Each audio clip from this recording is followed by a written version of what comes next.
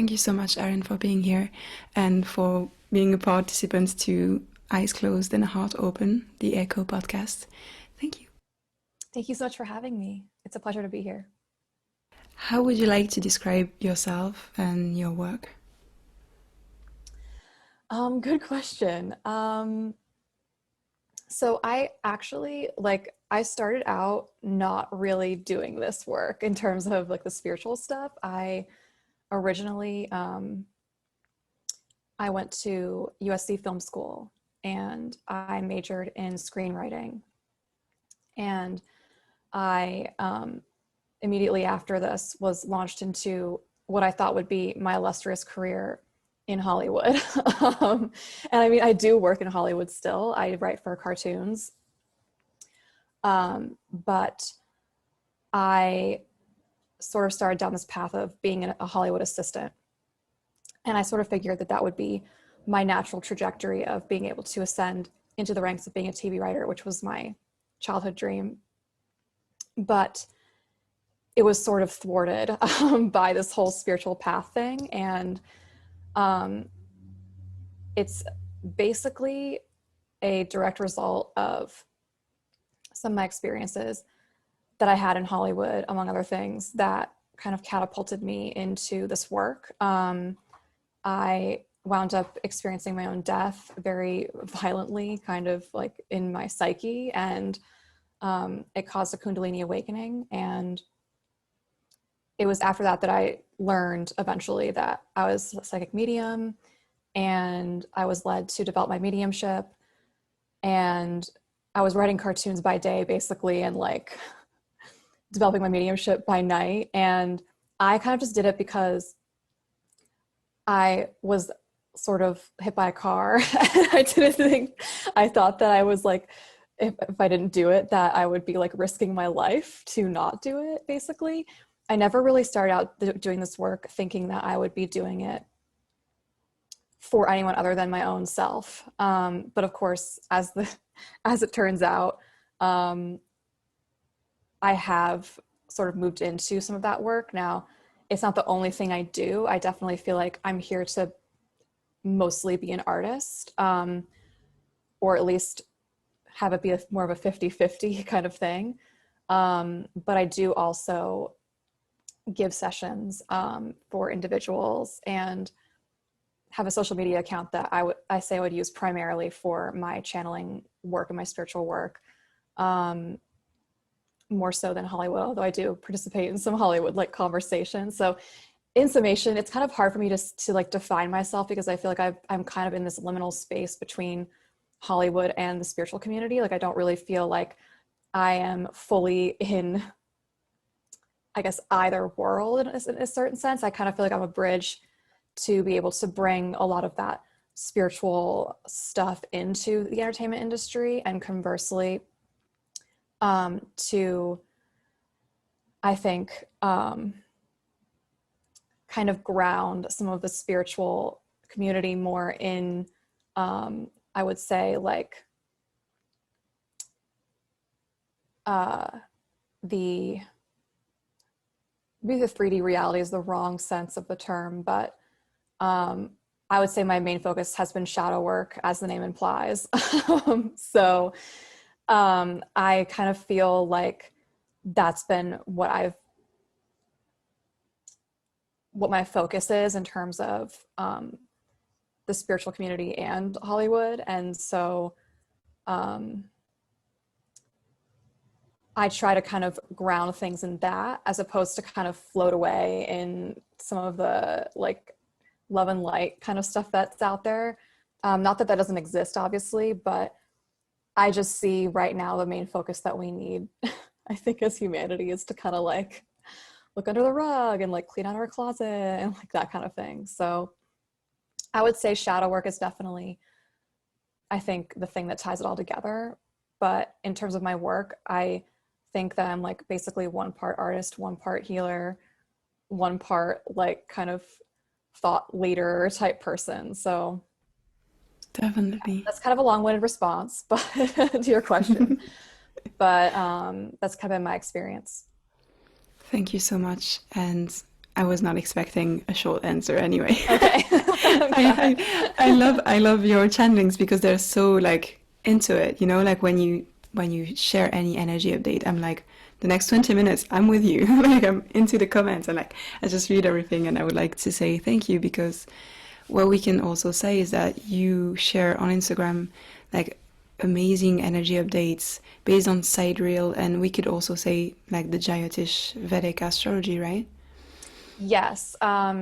I my first astrology reading ever was actually Vedic astrology, and it was one of those things where I really wanted to see an astrologer for a while, but by that point on my path, I knew that I would just come upon whoever it was supposed to be like serendipitously, like they would just materialize, and I knew it would be the right time and the right person. And that's been basically what happened. So it just so happened that that person was a Vedic astrologer, and I definitely feel like I was led to Vedic astrology specifically for a reason. Not only because I feel that sidereal calculations, which are different than tropical, it's like a 23-degree difference. They resonate with me more just in general, but then Jyotish or Vedic astrology specifically has the lunar mansions known as the nakshatras. And the lunar mansions exist outside of Vedic astrology, but I would say Vedic astrology is where you find them used, I would say predominantly. And I would say probably the most in-depth in other astrology. Granted, I'm not an expert, so someone can correct me on that if I'm wrong, but I would say Vedic astrology uses them, I think, the most, I would say, in depth and efficiently than I've seen other places. And so I was very attracted to Vedic astrology through the nakshatras, and I think that's why I stuck around with Vedic astrology.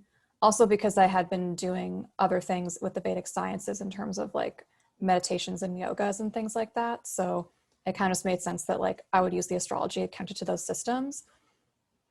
But yeah, I factor them into my energy updates, which I'm glad you like them. Thank you for the kind words, by the way. I mostly started doing them for my own sanity, and like it's nice to like have a bit of a following, because I do feel like they've definitely grown and expanded since I started doing them. And I'm not an astrologer by trade, so I mostly use like oracle cards, a combination of like oracle, tarot, my own channeling.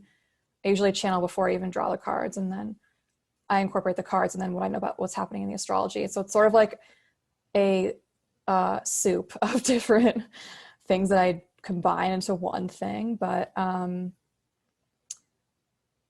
yeah, I mostly did it for myself because I was like trying to navigate what it was I was experiencing in my own internal state. And what I've come to realize is that through Vedic astrology and how you can associate different signs and nakshatras with the chakras of the energy body, you can actually get a pretty good read on the collective without really needing to like isolate it by like your sun sign or your moon sign or your rising sign. Like obviously you can get more in-depth experiences by channeling it through those specific ways, but ultimately we're all in the body of humanity. We're all experiencing these energies of a profound nature right now. And if there's any way I can like make sense of anyone else's experience, that brings me some joy, just because I know how crazy it is right now. And it's definitely helpful for me to kind of traverse these pockets of time, like these different portals, with a bit of a map, or at least a bit of a hint at what I'm dealing with.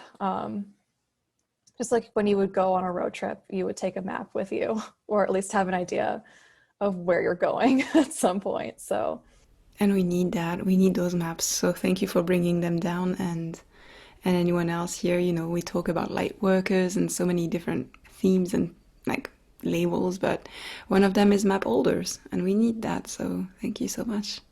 What I love is the fact that you also mentioned like how much work you do for the collective, as in, of course, your energy updates, but also through your dreams, through any kind of sharing that you share on Twitter.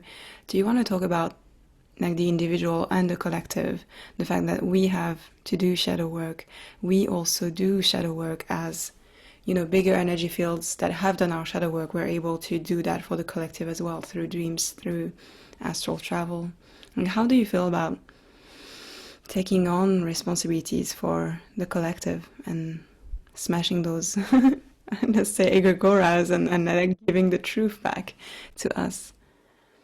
It's funny. I was just thinking about this morning because of some dreams I had last night that I was like thinking about as I was making my tea. And it's interesting. So I do believe, just in general blanket statement, like every person who does their individual shadow work is contributing to the collective in some way, just through the metaphysics of it all and how everything is holographically reflected in the cloud. Basically, everybody who does the individual work is contributing. Now, what I have found in my experience is that, and again, I think just due to my own path, I think I'm in this a bit more deeply maybe than another person might be.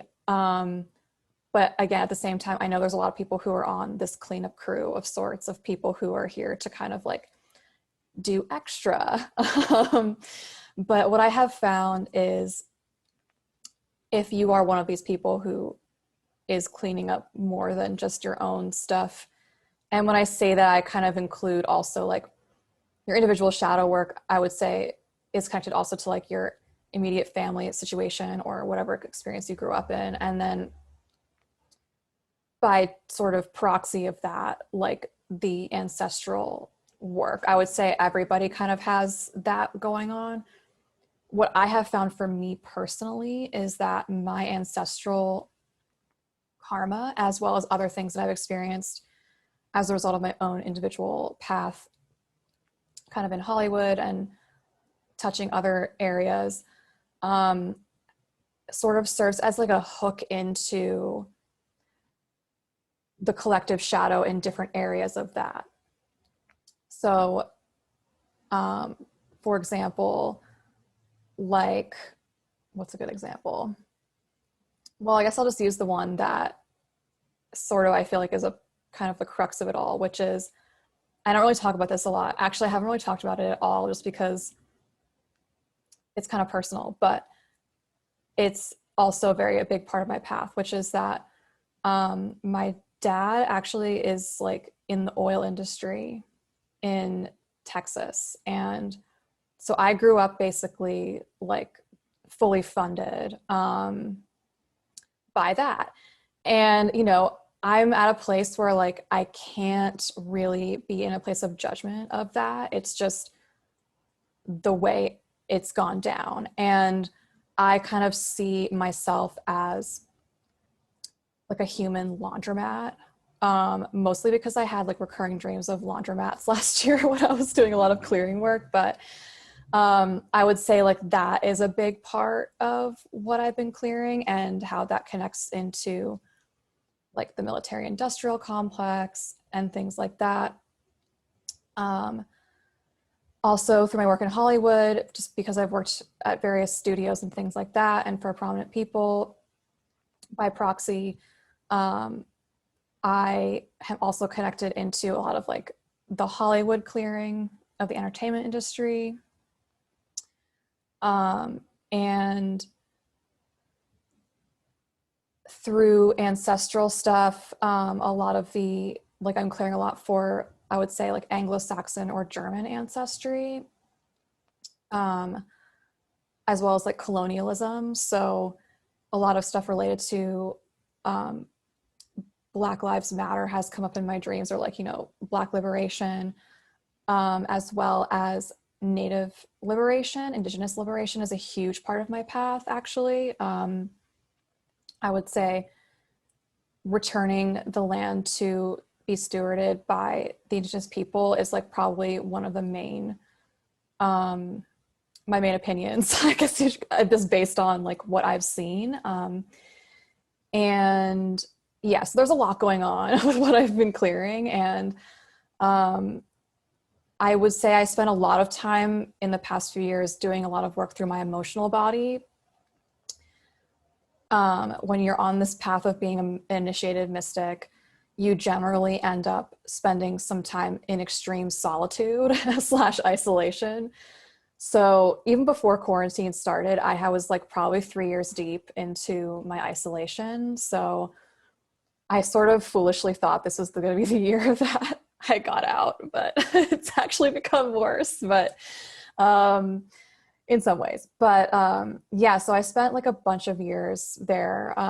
It felt like an eon, kind of just like mostly crying and meditating. And that was through like how I was clearing, I think, a lot for my own self and then my ancestry. And then that it was last year, really, in 2019, where it started to really hook in more to the collective shadow in a way that I had not experienced yet. And so I actually spent a lot of time last year clearing like white supremacy, stuff connected to like Black liberation and Indigenous rights and like Nazis and things like that, just like all of that kind of stuff. And it's important to note also that my ancestry is also part Celtic. So a result of that has been that I'm starting to tap into a lot of like the organic Celtic like spiritual technologies, which is really cool because that's been suppressed by in the same way that other Indigenous things have been suppressed. So I kind of just want to say this is not about being like a self-hating white person. It's just about being real about the situation. Like it's not really like, I think that, you know, there are white people out there who might be feeling very uncomfortable about what's happening, and that's fine. I would say lean into that. But it's not about being like a self-loathing person about this. It's just about recognizing what has happened and showing up to do the work. And then as a result, like a lot of our suppressed stuff that's been kind of domineered by patriarchal forces will be kind of achievement unlocked for us. But I will say we still have a lot of work to do.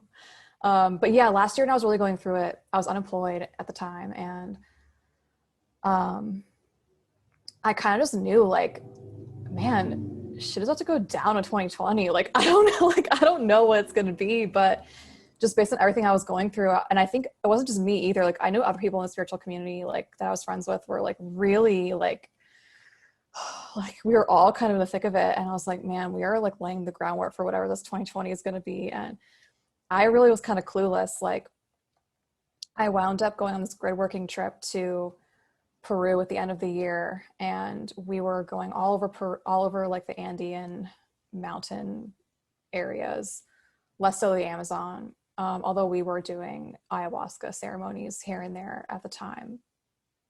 And I had done ayahuasca previously here in the States, but again, encountered some patriarchal forces through that, so wound up kind of having to unplug.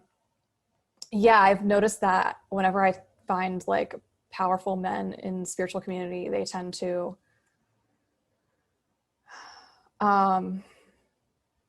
get detox. Let's put it that way. So I had done ayahuasca, but I hadn't done it like in the traditional setting. So it wasn't the main part of the trip, but it did happen. And so we were mostly just doing like despacho ceremonies and things like that around the mountains and different sacred sites. And it was led by an indigenous guy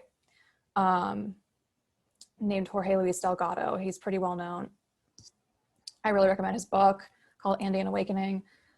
He's also like kind of a Renaissance man. He owns like a hotel chain in Peru and also as a tour guide and owns a tour company. And so like he was our tour guide as a part of his tour company. We were like staying in his hotels and he was like leading these ceremonies, and he was like a one man package.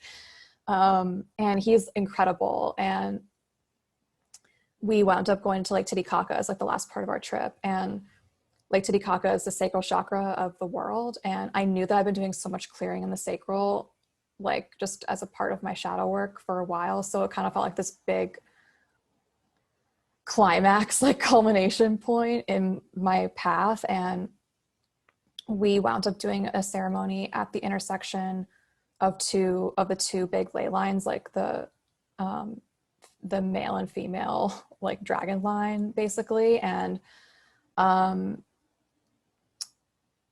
it was like in the middle of the lake on like in a on an island at the top of a mountain on this island in the middle of the lake. We already had to like fly an extra like flight to get to that plateau. So it was like a very remote location. And we did these ceremonies with the intent of like harmonizing the masculine and the feminine energies in the collective and like healing those wounds. And um, then we met some indigenous people on these like floating islands, on the Uros floating islands. And it was like being in a whole other dimension. I was just sitting there like, this is absolutely like, I felt like I was being transported. And then I also was fasting all day because we were going to do ayahuasca at night. So it was like really intense. And we did ayahuasca that night and we had like the most intense ceremony ever. The shaman was like, afterwards, like looking at the carnage, like this is crazy. And we were all definitely clearing a lot on that trip for the collective.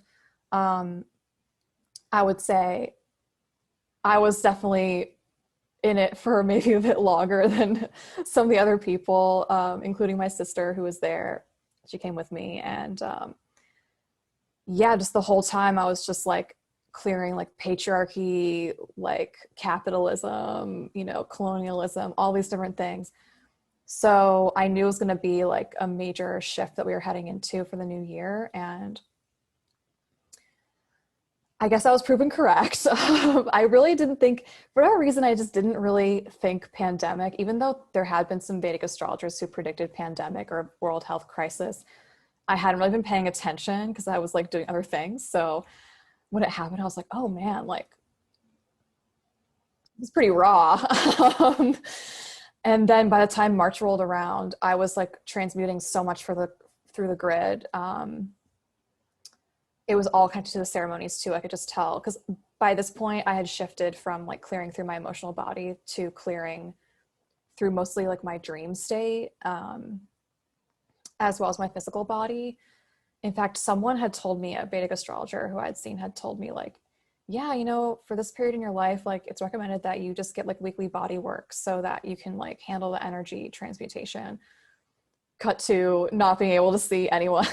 So I basically have just been kind of like not getting body work, obviously, but as a result, I think I've just been extra tired, which I think everybody has been extra tired, but I think everybody's kind of taking on extra right now. But yeah, I started seeing things like really get power washed by like March, April, when like quarantine first started here in the States. And it was during that time that I was getting major information about what was being cleared, including at the end of that month, like the entire United States, like federal government, basically, pretty much saw that fall into a crack, and which I've talked about openly on Twitter. So, and I mentioned it late. I sort of kept it to myself for a little while because like I knew it was very controversial, but by May, I was like, I just need to put this out there so that when it does happen, I can like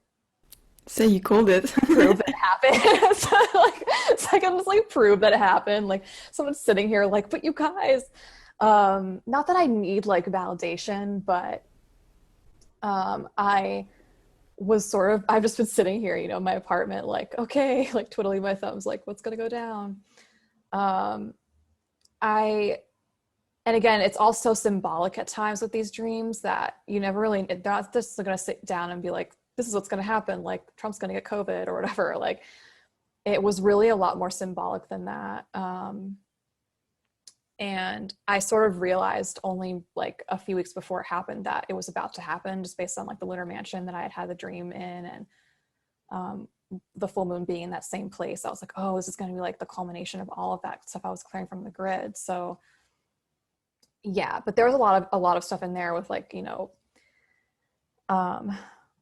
Black liberation and colonialism and indigenous rights, and like even satanic ritual abuse stuff was coming up. So, which I know is kind of a controversial thing to talk about, but there is some truth to that, I would say. I don't subscribe to QAnon personally, but there is definitely like a dark occult layer, and I've had experience dealing with people who like are kind of in that Um, Not intentionally, obviously, it just sort of accidentally happened. But as a result, I think I'm hooked into some of that dark occult transmutation also. So yeah, it's just kind of there are many layers to it, really. And um, I think that, a lot of people are discovering kind of the layers of within themselves this year, just because quarantine has set it up to where everybody is kind of stuck with their own shit, whether they like it or not. Um, so it's been kind of like a boot camp, I think, for everybody to kind of deal with their stuff that comes up. Um, but I definitely feel that the collective shadow, I could definitely tell when Saturn went into Capricorn in Vedic or sidereal astrology at the end of January. That's when I would say the collective shadow stuff was really starting to become like predominant energy in the collective experience. And just because it was shortly after that I was starting to get like a lot of intuitive hits and dreams and signs and things that was kind of going down. So yeah, we're definitely going to be in this collective shadow transmutation stuff for the next several years. Like it's just going to be a really ongoing process, just because, and I've said this before in another podcast, but it bears repeating, like the amount of work we have to do to clean the collective shadow, I would say, is like directly proportional to the environmental cleanup that we have to do.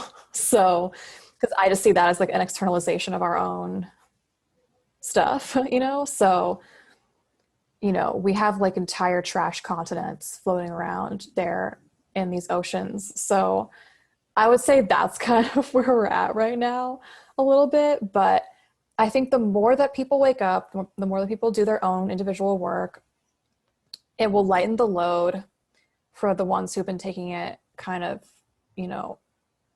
hardcore level, and it'll start to kind of, I think, become a well-oiled machine. But I think that we're kind of still in this really intense like G-force process, like a blast off of like so many people remain unaware to the fact that this is even happening, like the ascension process. But I would say that will probably be rapidly changing, just as like based on just kind of based on how rapidly things have changed this year, it just feels like this is an exponential process. So I think that, the more people can wake up to the true nature of reality on some level, the more they can kind of adjust their own like way of operating within the reality under that context. And then we'll be kind of able to start really having the conversations that we need in terms of building out the new civilization. Because a lot of the downloads that I've been getting recently have been like in the wake of the collapse of the federal government in the US, like we have to kind of consolidate into like city states. And again, we'll see what happens, like, but this is just kind of what's been coming to my attention. And I was like led to study Plato's Republic, and which is, again, I'm not like a scholar, but it's so long. Like I basically have been just like watching these guys' YouTubes, like talking about it, so I can just kind of get the lay of the land. But I'm watching this guy on YouTube, Pierre Grimes. He's just like old philosopher who's like very smart. And what I like about him is that he has a comparative approach in terms of like understanding Eastern thought as well as Western thought. And that's going to be so important just because it's like kind of like the two hemispheres of the brain a little bit. It's like we have to be able to have that happy medium of like right and left brain. So he approaches it from as being a Platonic philosopher in his own right, but also being like a Buddhist scholar. So he kind of understands that like what Plato was going for with the Republic is that it's obviously a philosophical work where it's like an allegory of the city state being akin to the human soul. And so understanding how the operation of the human soul works through the macrocosm of a city state, and then understanding how, you know, the rise and fall of a just civilization happens, and the different factors and states that kind of go into that, and how that relates to the human soul. And as a result, this whole thing becomes, in his words, Pierre Grimes, like a jnana yoga, or like a philosophical yoga by which you can actually use to achieve a form of self-realization, which ultimately is the aim of any kind of true philosophical work. It's not just to like intellectualize the reality. It's about eventually coming into the gnosis of it, like through that stream of your brain. Like, not everyone's going to be a jnana yogi or whatever, but for those who are more inclined to that path, this serves as a jnana yoga. And actually, the first part of the yoga is to become musical, in the words of Plato. Now, again, that's an allegory, but I would say that there are probably a lot of people right now who are like exploring music for the first time, or exploring music in a new way. And that's because what we're dealing with right now is that we have to basically like harmonize the frequencies. Like, ascension is basically just a harmonization of frequency. So obviously that starts within your own self or whatever, but I would say being led to read this, understanding like the whole city state akin to the soul, becoming musical, having it kind of be about the music of the spheres type thing. And then also understanding that as I'm integrating this information with Plato, the seed of an unjust civilization is to have a lie in the soul. And the worst lie you can possibly have, which is what I've been saying for years, like kind of in my own way, but like not knowing that it was like a Plato thing too. But what he says is like the worst lie you can possibly have in your soul is a false idea, or a false cosmology, basically, as to the true nature of reality. Like either being ignorant of that, or having like a false conception of the true nature of reality.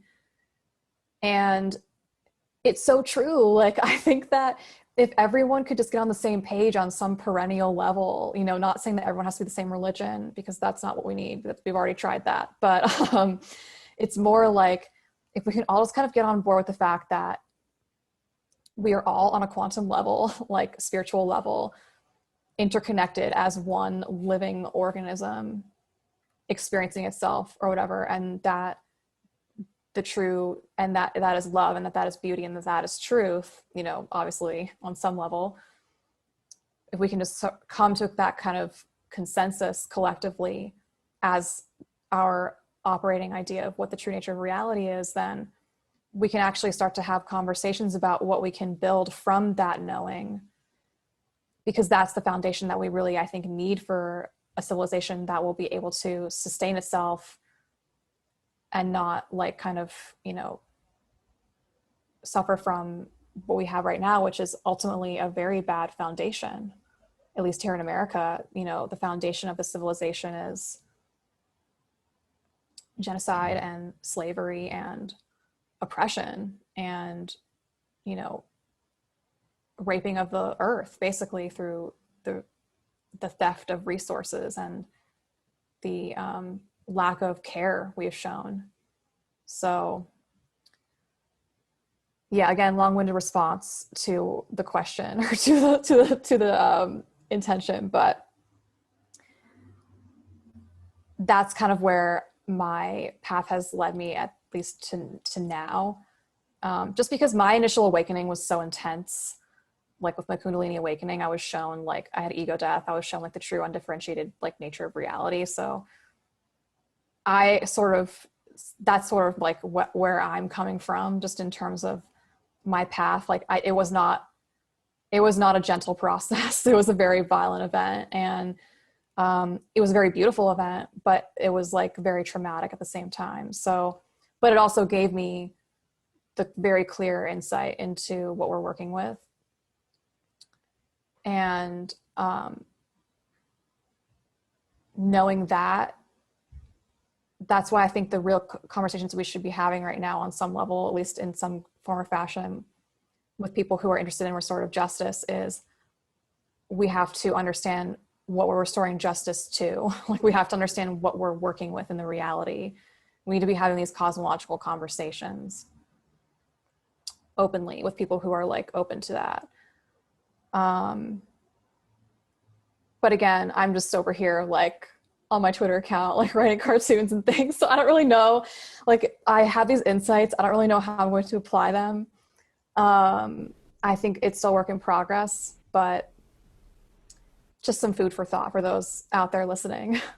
Thank you so much, because your words are like touching me and like activating my third eye like crazy. So I'm just like taking it in, and I'm very thankful that you're doing this, because everyone listening will be receiving the same frequency as well with the sound of your voice. So thank you.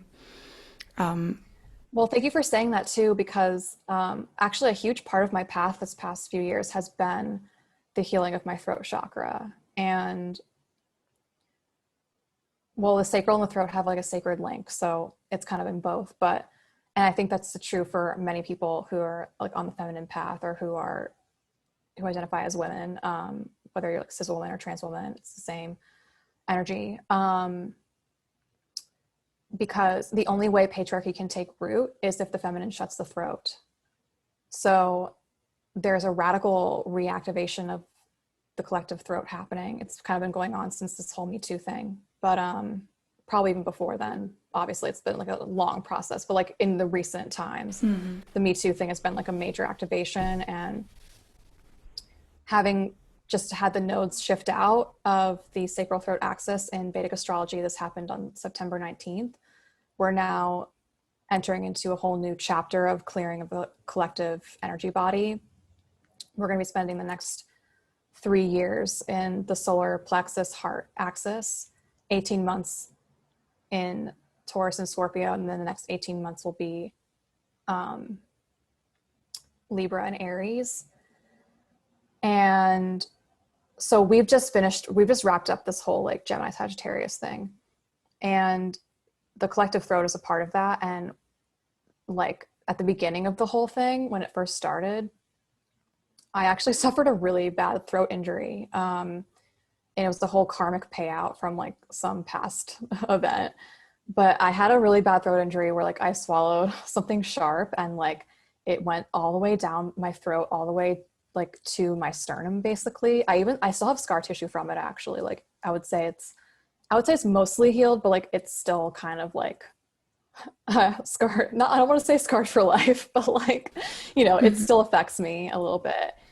But the whole 2 years after that incident was like me healing my throat. And I think that like a lot of people kind of went through their version of that. And in the aftermath of this clearing, I think we're going to be seeing, first of all, I think this whole quarantine in many ways for people is about to be like a kind of incubator for like the next renaissance. I think what's happening right now is that a lot of people are going to be really leaning into creativity to actualize like a new level of self-expression that had been heretofore like unrealized by them. And for some people, it will be something they've always done, but just in a new way. And I think for other people, it will be like brand new things that they're like doing, or maybe some combination of both. And for me, like using my voice is like something that I'm being led to really learn how to do in a new way. I think, yes, simply by listening to my voice, I think people get activations. But I'm also, and also like, you know, with my writing work, I've always kind of been like using my throat for my writing, but I suspect I'm going to be doing other types of like vocal transmissions at some point in the future. So it's funny you bring that up, because it's actually become like a really huge part of what my path is leading me towards.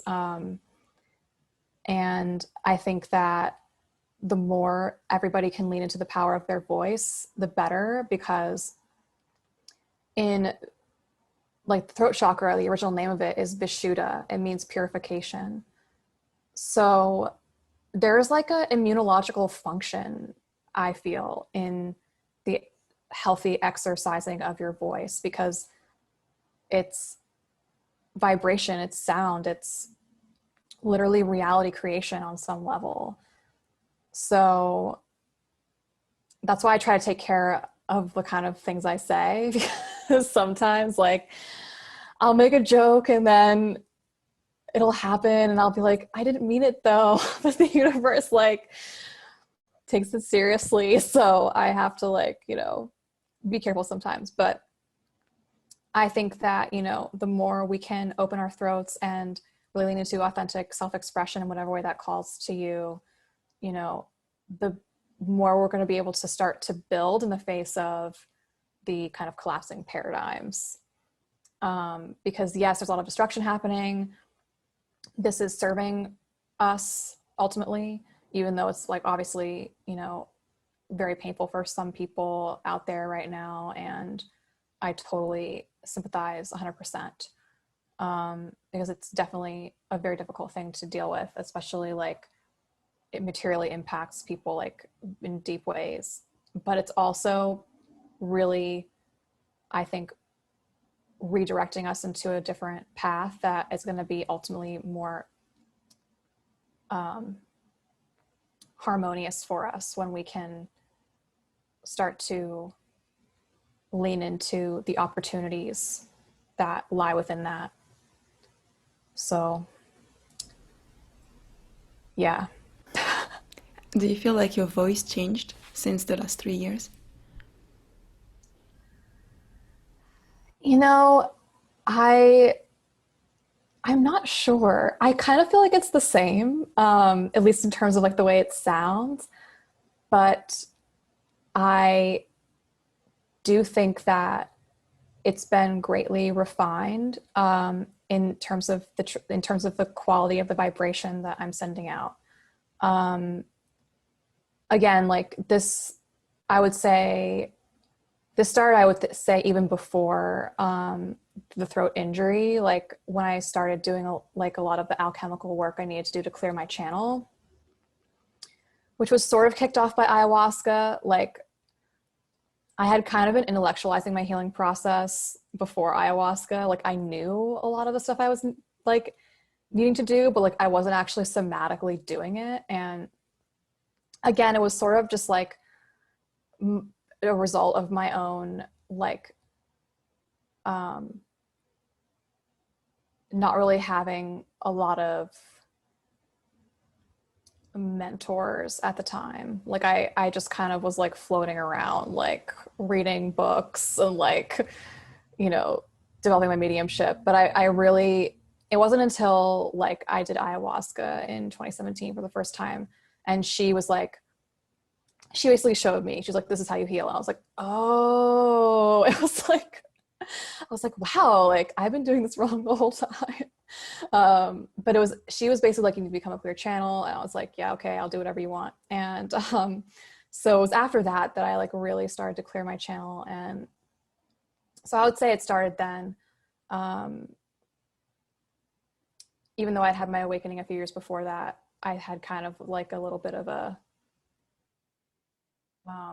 maybe like introductory period where I was just kind of like getting the lay of the land. And then they were like, okay, now it's time for you to like suffer a lot to heal yourself. And I'm Yeah. like, okay.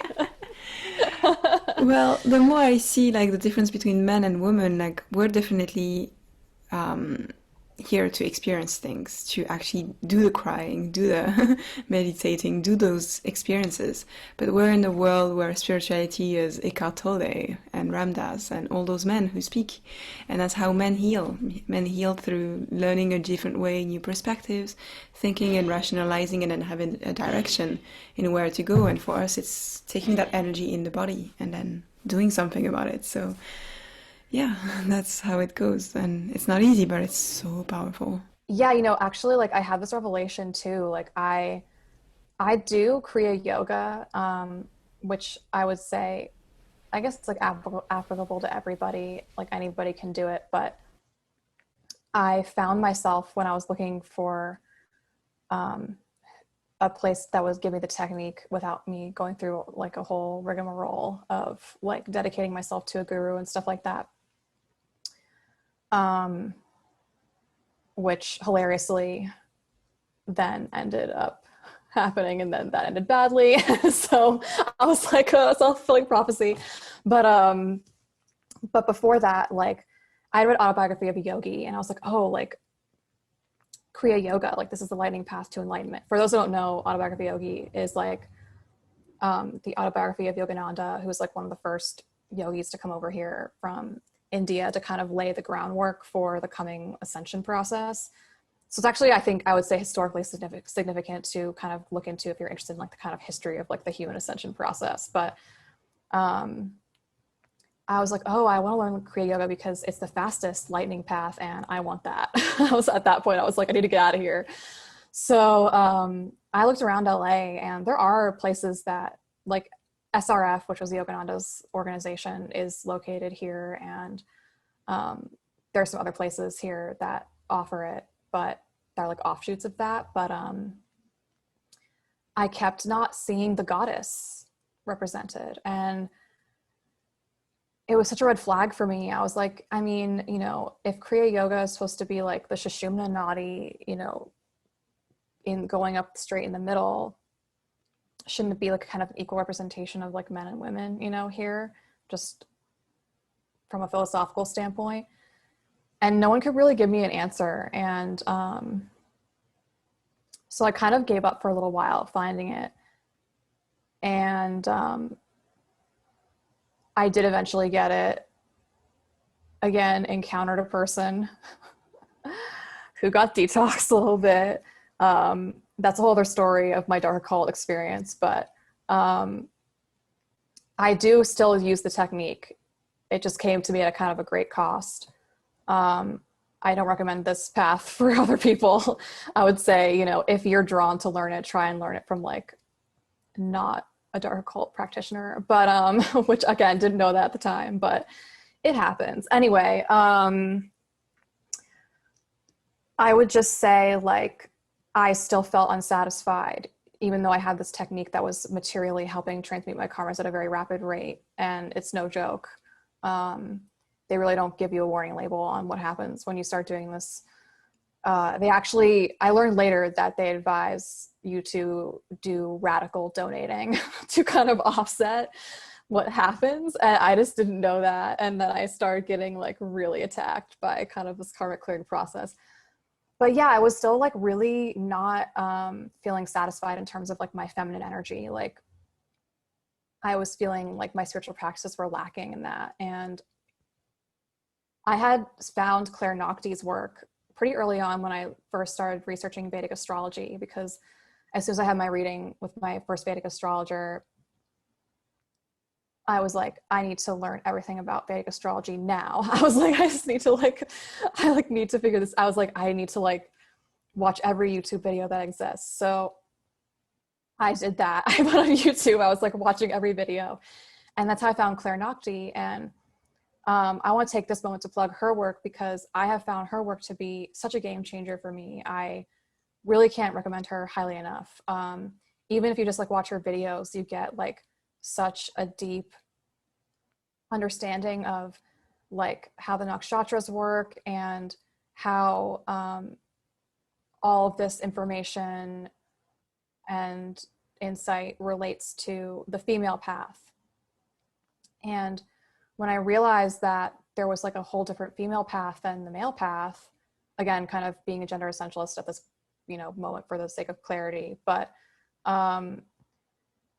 you know, I was like, oh, this is making so much more sense. Like why I was always kind of intuitively drawn to Tantra. I was like, didn't really know where to begin because I realized that there's a lot of like kind of superfluous Western influence in now packaged in with the name Tantra. But true Tantra, I would say, is kind of where I now have gravitated. And I definitely feel like practices that I've gotten through her course that she offers, which is like a kind of like weekly course you can sign up for called Female Path. if you're a female path oriented person, I definitely would recommend looking into it, just because it really sets you up for success, in my opinion. Like, I had been doing stuff before this, but I think that it was like the final piece that really helped make my practice, spiritual practice, a lot more holistic, and has really helped me get more in tune with my goddess proclivities. Just because, like, I mean, I grew up like with all sisters. I went to all girls school for 13 years. You know, I pretty much only have, I've had very few male friends. I mostly have girlfriends. Like, I've always been kind of just like a woman's person. Like, I just have always been around women. And so it was very natural for me to kind of gravitate more towards the female spiritual practices. I just didn't, there's not a ton of resources on it, because so many of the goddess paths have been eradicated through patriarchy, and then the ones that remain have been infiltrated by men. Now, obviously some of these guys are legitimate practitioners and devotees of the goddess, but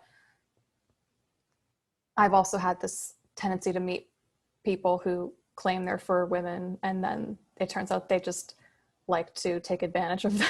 So, you know, it's like, it's a bit tricky out there sometimes, but I would say that, like, having practices that get you in the body, understanding embodiment, you know, doing the somatic work, but also understanding that, like, I think for women, like, at least for me personally, my huge struggle in life was mental and emotional. And I went through such an intense process to be able to balance my emotional state. And I think that's kind of where like, yes, we're meant to be kind of experiencing more of that as women, just inherently in our being, because we're just like more watery. But I tended to definitely be more on the imbalanced side, and having all these different practices has really helped me to, like, kind of reach a certain level of equilibrium. And it doesn't mean that we don't experience, like, human emotion, but the key is to just not have it, like, run your life, you know? And ultimately, you know, eventually there does come a point where we kind of transcend that. But I would say, you know, it's a process, and it's a nonlinear process, and it can't be bypassed either. So I think right now what people really need is to really feel the things they've suppressed. And then once they've done that, it's about moving beyond those things and not identifying with them and stuff. But I think some people also have a tendency to want to, like, just skip over stuff. So it's like, it's, again, this delicate balance of, like, understanding what's appropriate for you and when, and not demonizing where people are in the process, you know, but also understanding that, like, truly, if we want world peace, it has to start within ourselves, with inner peace. Exactly. And the class or even the videos of Claire Nakti are really helping us to, like, have a pattern or have a template of how it works and how it works when it's balanced. Because what we know is the unbalanced feminine and the toxic feminine and the dark feminine, or the one who's a victim. So we need to see, like, what's the gift frequency, as we say that in Gene Keys, like, what is the frequency where the woman is empowered and she's serious, like, she's not just like this little thing on the side, and glorious and beautiful and just rooted into this earth. So I love that class. I love the work that a lot of people do, and maybe connecting with saints or connecting with different archetypes that we also find in Jyotish. But we're basically in a desert where we all see, like, the Avengers and all the men with good values, and we don't see the women with that. And we're like, what is there? Like, who am I? How can I assign myself to something if there's no template for anyone? So I love this work, and I love the fact that we're able to try that for ourselves and maybe define that for ourselves as well. Like, who are we? What do we want to be? Yeah. It's so true. Like I feel like, you know, these ancient traditions are so important to remember, and integrate that wisdom.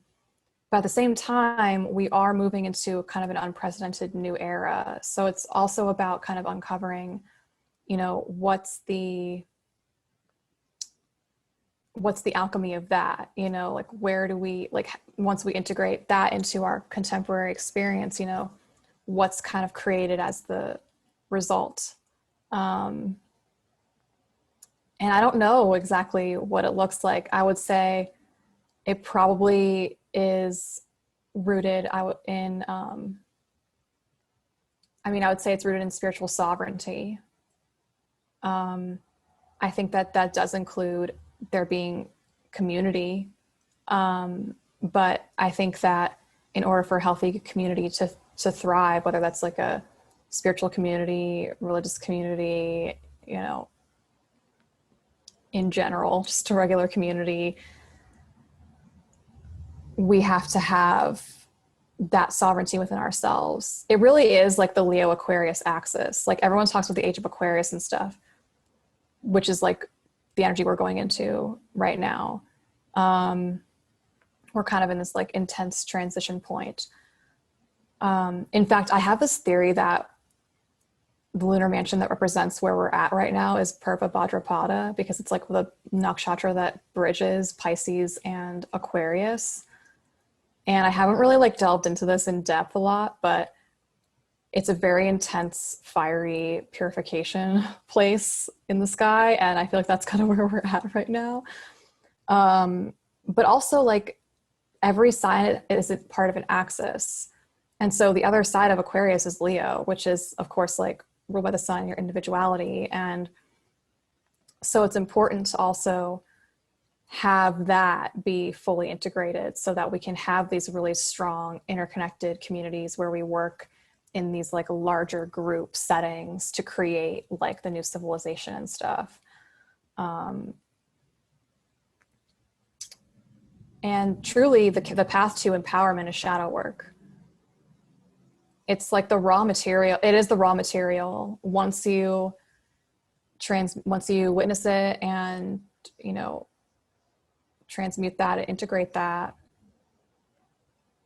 you create the space to hold more light, and then you reveal darker shadow, and then it's like a kind of rinse and repeat. But the more you do shadow work, the more empowered you are to create your own reality or co-create your own reality, because you're not, you hold more spiritual power, and then also you are more clear on what it is that you want to create, because you're not being driven by unconscious or subconscious things from your shadow, basically. And I would say that's been the major lesson of Trump. I mean, I've always seen him as like a clear channel for the collective shadow. Kind of what happens when you don't integrate that, and then it kind of runs the show, basically, literally, like a reality TV show host. And as a result, we've had to really look in the mirror with ourselves and how we've given our power away to all of these systems. And we can blame him all we want, but we're the ones who sit by and watch him do things that we don't like every day. You know, the people who don't support him or whatever, you know, then there are people who do support him or whatever. But, and again, this is not to try and have like a political conversation, but I do think that at some point the spiritual is the political. I think that people who try to bypass that I question that. It's like, yes, there's a lot of illusion. It's kind of a show out there, but it's also having direct impact on people's lives. So we can't just like ignore it completely. We just have to be able to interface with these things like from a place of energetic neutrality, so that we're not feeding into, you know, the energy harvesting operations behind it all, which is a whole other topic. But, you know, I would say that the biggest lesson of Trump is that you can create your own reality, but you have to understand the power of the shadow. And I think Trump represents somebody who like is kind of the channel of the shadow here. And he just has created this reality because he negated any other person's perception of it. Even to the bitter end, he's saying, you know, I don't have COVID. It's like, but you do. Like, you know, it's like, but you know, that's obviously an extreme example, but like, you know, from the very beginning, he was negating other people's perceptions of the reality because he's a reality TV show host. He understands how reality is created when you affirm what you want your reality to be. So he's the example of when you brute force it, which again, will come back to bite you if you don't like integrate your shadow. But if you integrate your shadow, you don't have to brute force it. It just sort of, you organically work as like a divine instrument because you've cleared your channel. And so you're able to kind of just like allow this co-creative process to happen more organically. So yeah, there, like this whole thing didn't happen as an accident. Like it's totally part of our evolutionary process. Now, I personally don't think that that's something we want to like repeat. But again, it's like, if we haven't learned our lesson, then it will repeat in some fashion. Maybe not in the exact same way, but the same flavor, I guess you could say. And I think that if more people looked at the situation on both sides as a teaching, you know, both sides meaning like, obviously like pro or anti, whatever. Obviously there's the side of like, I understand what's happening, you know, from kind of a neutral standpoint, but like, I would say to people who support Trump, consider maybe like Not supporting Trump. not supporting Trump. I would really just say like, I just see unintegrated white supremacy. I mean, and I'm not saying that, and there's also other stuff involved in that, also unintegrated patriarchy. I think a lot of people just want someone to like solve all their problems instead of take responsibility for themselves. But I would say that's also on the other side too. It's just that they want somebody else to do it, you know? And then for the anti-Trump people, it's like, okay, yes, but have you considered the ways in which you're a vibrational match for Trump? You know, like in what way are you giving your power away? In what way are you being an egotistical, judgmental person? You know, it's like, we all have something to learn from this. And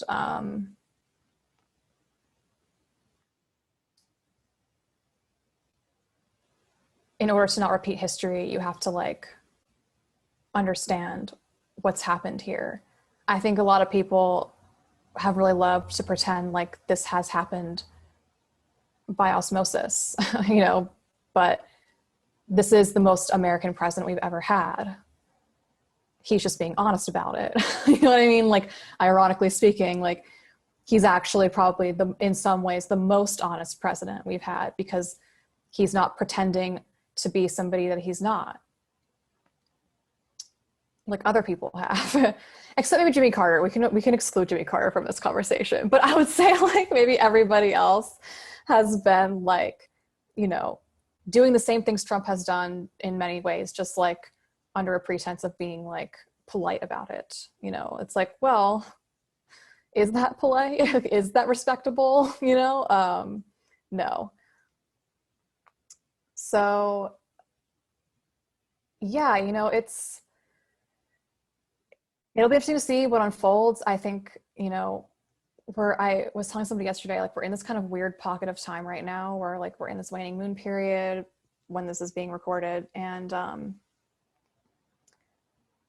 you know, we have this election coming up, but again, because I saw the whole White House go into a crack, like I'm not convinced that there's going to be really any more presidents like after this. Like, I don't know how it will go down. I don't know what like the series of events will kind of be. I just kind of think that,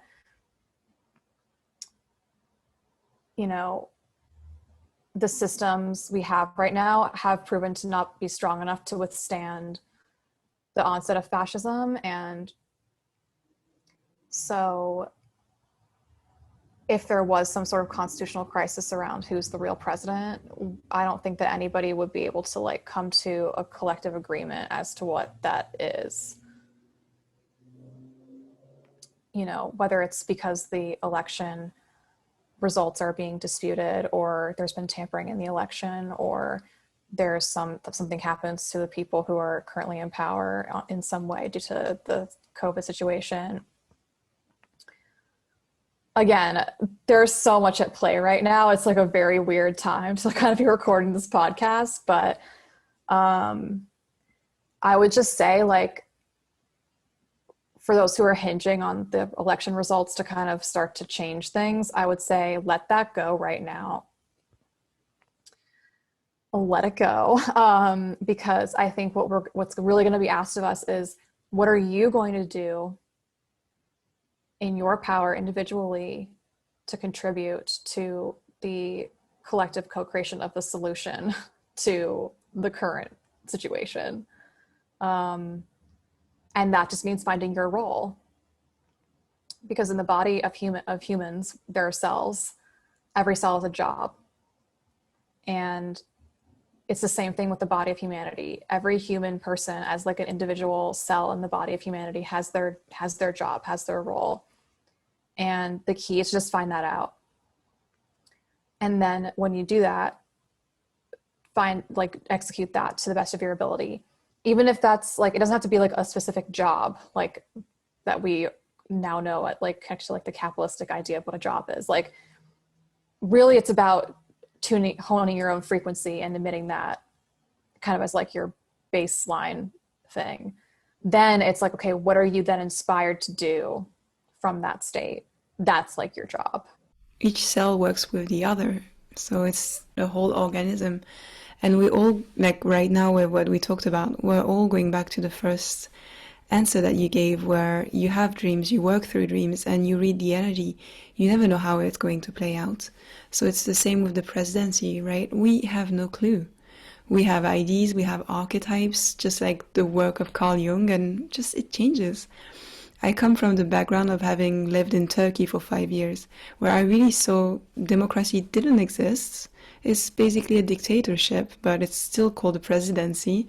So we don't know how that image that you had might happen. Is it city-states, or is it Trump just becoming a dictator? We don't know. Like, we have no clue how I truly hope it's not going to happen, but like, it goes back to, in the end, we actually only have the control of what we're about to do. What you just said, like, what are you going to do in the face of all this? And we're all responsible. No one's going to save us, whether it's Biden or Kamala Harris or anyone else on, the European side, whatever happens. No one's saving us. So we actually have to create those communities, build those strategies, and do things together and plan that. So get to work. Yeah. Exactly. Yeah, it's interesting. Also, you remind me, last year, one of the most common visions and dreams themes I was having, aside from the laundromats, was France and Paris. And it started when I had a vision of like a tower in Paris, like exploding or having something happen to it. And it cropped up a couple times. And then it was when the Notre Dame thing went down, where I saw the spire on top of it like collapse. I was like, oh my gosh, like that's what I saw. And to me, that symbolized like the spire representing like the more phallic nature of the church, and then the rest of the church being like the feminine energy kind of represented like the fall of patriarchy kind of symbolically. And but then France in general, like I think a lot of what we're hooked into energetically as well on some level is like the French Revolution energies and the notion that, you know, we the people can take our power back from perhaps more 1% type situations. Now, obviously, you know, maybe some people out there are like, yeah, bring out the guillotines. I'm like, you know, maybe there's a way where we don't have to do that. Like, I'm definitely not advocating for violence. I think that, you know, I'm definitely more of the, like, let's create positive solutions type person. Although obviously, like, there's a whole dark feminine destruction element that's very prominent right now, like the Kali energy, like the kind of divine destruction energy. And some people maybe will be called to do that and have that force work through them in some fashion. And that's a valid thing.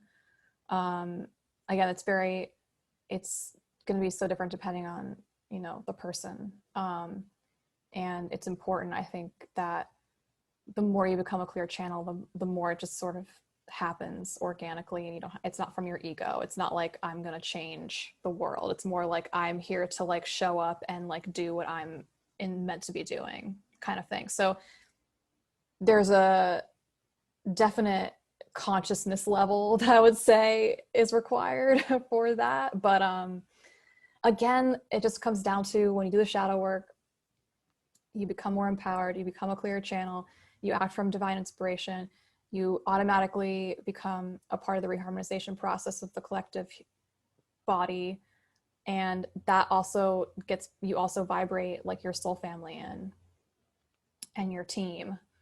And then you work in groups, and then it becomes even more powerful. So I would say one of the bigger themes I've also tapped into recently is like a divine feminine warrior sisterhood, where people are like in that like peaceful warrior, divine feminine warrior energy in groups together, to kind of be on the front lines of this like spiritual war kind of. So there's definitely an element of that, but it's a top-down process. You know, it starts from the higher realms and percolates down. It's a trickle down effect. So less so about like, I would say, forcing things to change from what your ego thinks things should be, which can sometimes be a hard thing to kind of break out of when you see injustice happen. Like, I'm not going to sit back here and say that this is like an easy thing to like wrap your mind around, you know, because I don't want to like trivialize like the level of human suffering that's happening right now on this planet as a result of all of these things. There really are dark forces operating, but we have to kind of neutralize that in our own self before we can really be in a position to kind of take on any externalization of that.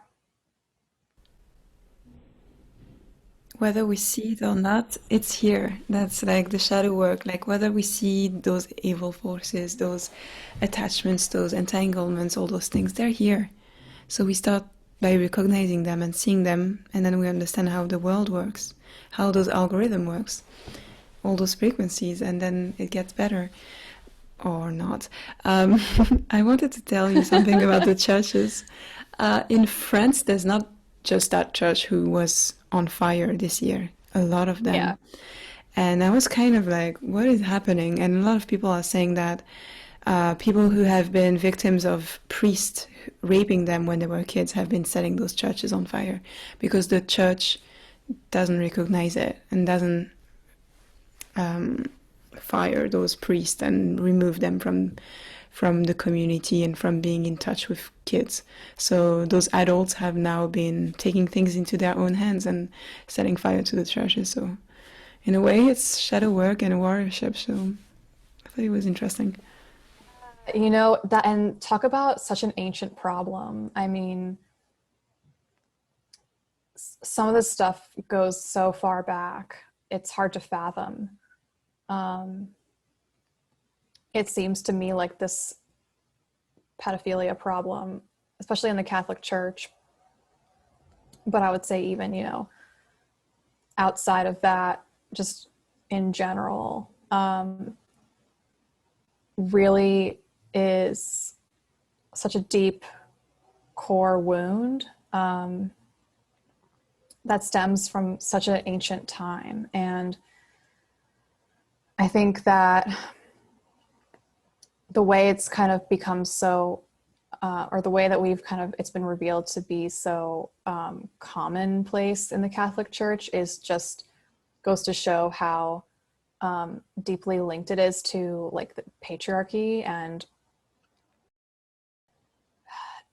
this kind of, it's such a, there's a lot to unpack with it, but the suppression of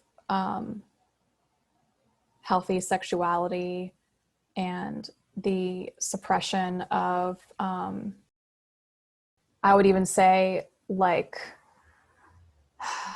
beingness. They're not full beings. using children for energy harvesting purposes, basically. Gigi Young has actually done some really great work that I recommend on like the dark occult practices that are that require that. And it was really interesting for me to learn from her perspective, what she's kind of downloaded around this is that because people who are in like the dark occult require vampirization of other people's energies to do their stuff, because they don't have access to their own inner child. Because if they did, they probably would not be in the dark occult. You know what I mean? It's like it's been so shut down. And so they need the energy of children, basically, in order to do the kind of work that they want to do and whatever it is that they are wanting to get for themselves. That's just this very simplified version of what she delves into in her YouTube work. But I think for anybody who's interested in this topic, either just because they are interested in doing shadow work around it or just learning more about it, or have been a victim of this kind of abuse on some level, like may find it interesting, because it was definitely an eye-opener for me in terms of understanding what leads people to do that, either on a conscious level or even a subconscious level. Because even the people who are doing it without any knowledge of dark occult, it usually happened to them, and then it usually happened to the person that abused them. So it's like this long running chain. And so I think understanding the root cause of that is really important to break the chain, you know? Because I will say, like when I was clearing the grid, like I mentioned, back in March and April, a lot of the stuff that came up, this significant portion was connected to the ritual abuse of children in dark occult. So that is something I think to just be aware of as like a layer that's being uncovered more and more. Because everything's going to have to be revealed to be transmuted in order to like have full radical transparency of like initiating us into 5D. There can be no secrets. So the more light we anchor in collectively, the darker the shadows that we're going to be revealing. So it's kind of going to be really, that's like, it's kind of going to be like, are things getting better or worse? It's like, well, better, but they're going to look kind of bad. You know, it's like, it's going to be kind of like a double-edged sword here in terms of like how we're going to be seeing things play out. But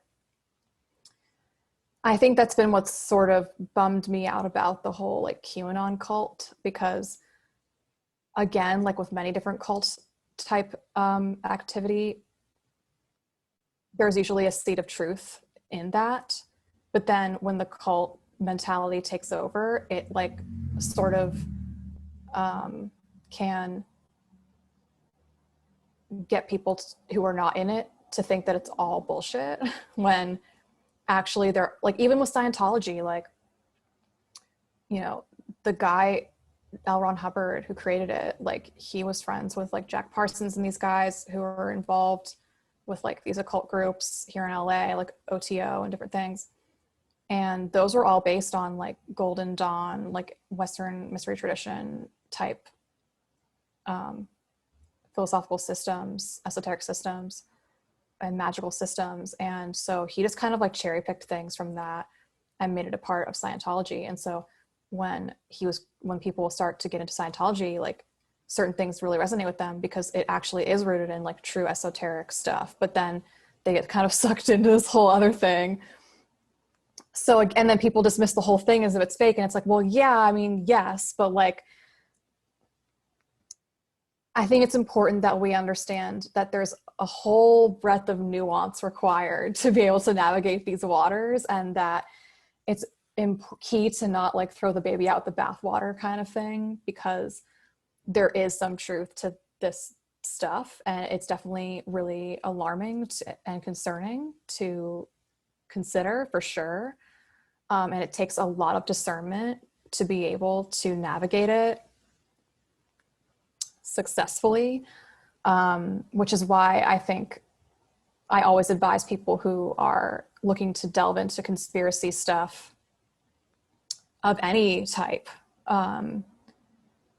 to really do the shadow work first, because otherwise it's like kind of like when people are like hacking into computers, they try and find a backdoor.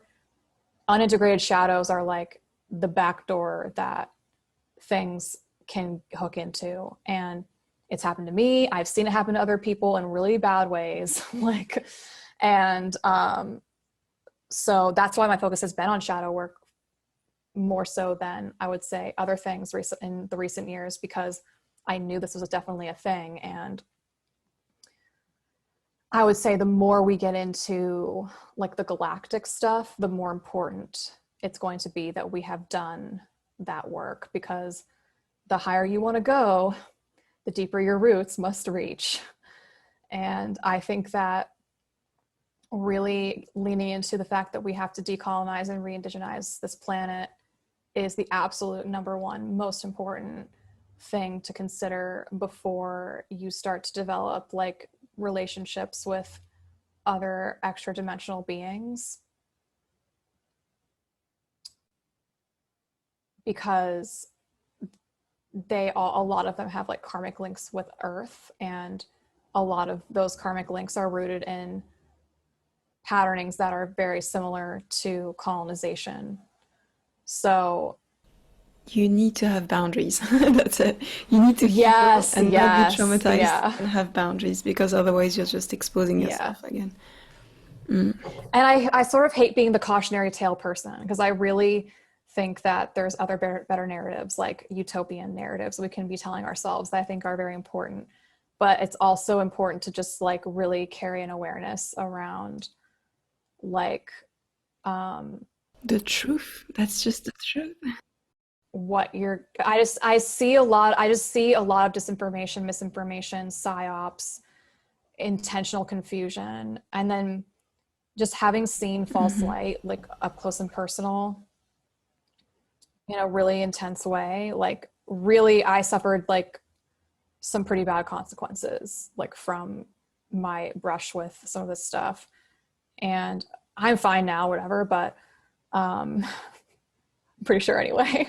But like and of course, like it's a learning process. So like you can't necessarily avoid it all the time, but you know, dark occult doesn't go around saying like, oh, we're dark occult. You know, they go around saying that they're the light, of course, you know. So they're not going to like be necessarily advertising. I mean, maybe they will sometimes, but like some people are very overt about it, I guess you could say, because part of it is happening. Like what Gigi Young talks about is how a lot of things happen in plain sight, because that's how they get you to consent. kind of inadvertently because you see it and you're like, oh, okay. And then you've consented, it's like, oh no, wait. But then there are people who are like operating as if they're, these gurus and things, but really they're like not. So I would just say, like, I guess the common refrain of this podcast is like me telling people, like, lean into your shadow work first and foremost, because it's like the foundation upon which you're going to be really building anything. And it's a source of your power. And it is a responsibility, and that's like actually one of the biggest things that I took away from ayahuasca was the last time I did it, before I went to Peru, the last time I did it here in the States, was the word responsibility. And I think for some people, the lesson is that with great responsibility comes great power. Like for me, it was like, I was so heavy with the responsibility part. I was still kind of like not fully in my power because I was so weighed down by it all. Then there's the converse part of it, which is like, you have a lot of power, but like, no, that comes with responsibility, and that it's important that you prioritize that first and foremost when it comes to your spiritual power, especially because it is your power, but it's like not your power. It's like you are the power, and you are allowing yourself to be divinely guided to use that in a way that is in the service of the highest good, as opposed to like service to your own ego, your lower self or whatever. So, I mean, that's basically what dark occult magic does or whatever. Thank you. And seeing those shadows without shame and guilt helps you to have those informations about what's happening, and then it helps you to see the shadows of others and then not be lost into thinking anyone's a savior or anything. You just take on responsibilities. You're aware of their shadows, you don't see it with judgment and shame, and you just advance and do whatever you need to do. We all have shadows, so let's go. But thank you. Yes, the no shame thing is so important. I mean, I would say discernment is definitely important, but and shadow work is how you cultivate that for sure. But it's definitely like really releasing judgment and shame, whether it's on your own self or other people, is such a hugely important part of the process, because ultimately the arc of this all is getting us into like the unity consciousness of it all. And when we're in that, we realize on a deep spiritual level that we are all one. So, anything that you like, are to judge in another, you're really just making a judgment about yourself. In fact, usually when I have those thoughts, I'm like, let's reel it in, to me, and really examine that. And I'm also reminded of, like, I think Ram Dass was the one, speaking of Ram Dass, obviously before he had passed away, he had an altar set up, and on the altar was like a picture of Barack Obama and a picture of Trump. And it's just like, and it was supposed to be like a teaching of like Polarity. Exactly. It's like, this is the same, like we're all the same. Obviously, there's many different levels to it, but I thought it was an interesting kind of thought experiment to get people to really think and get reactions from that. But yeah, I mean, I think that really the name of the game at this time, especially coming up as we get deeper into the rest of 2020 and into 2021, is, what's your role? How do you best embody that? And what is it that you're creating right now? Because I really do believe that this incubation period really is, we're going to be birthing like major artistic works, major new inventions, like all these different things are going to be like coming out of this. It's just that we can't really see it right now because we're like still kind of in the void a little bit. People are like acclimating still, I think. But ultimately, it's one of those things where we'll look back and we'll be like, oh my gosh, like I totally get why that all had to happen. Even though it can be really hard to deal with the consequences of that in the immediate moment, especially if you've been materially affected by like COVID, if you've had like people pass away from COVID and stuff. It's like obviously extremely hard and emotionally intense and things like that. But I always look back on things that were like the most hard in my life, like my initiatory experiences and things, and I'm like, oh my gosh, like at the time I absolutely like hated my life and, you know, was wishing for death literally frequently. And now I look back and I'm like, I totally get why that had to happen. So it really does, like these things really do expand your consciousness in the long term, even if it is difficult in the moment, challenging in the moment, which is why the spiritual practices are so important. I mean, meditation and stuff, it really does help ground and center you and keep you connected to